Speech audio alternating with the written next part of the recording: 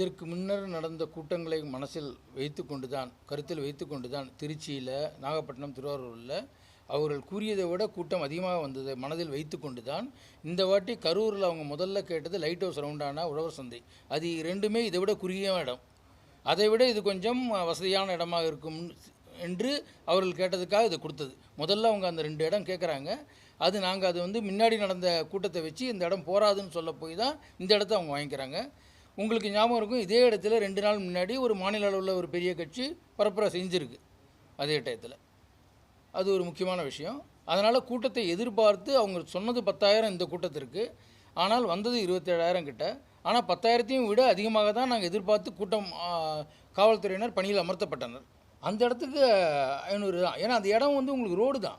அந்த இடத்துல அதுக்கு மேலே நிற்கிறதுக்கு போலீஸ் இருந்தாங்கன்னா மக்கள் கூட நிற்க முடியாது.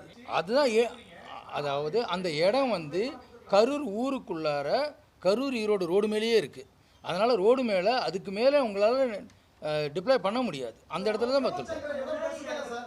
இருங்க ஒரே நிமிஷம் நான் சொல்கிறத கேளுங்க. இது மாவட்டத்தில் கலெக்டர், எஸ்பி மீட்டிங் போட்டு அனைத்து கட்சிக்காரர்களுக்கும் அறிவிக்கப்பட்ட ஒரு இடம். அதனால தான் இந்த இடத்துல இதுக்கு 2 நாள் முன்னாடி வேறு ஒரு பெரிய கட்சியும் நடத்தியிருக்கிறாங்க.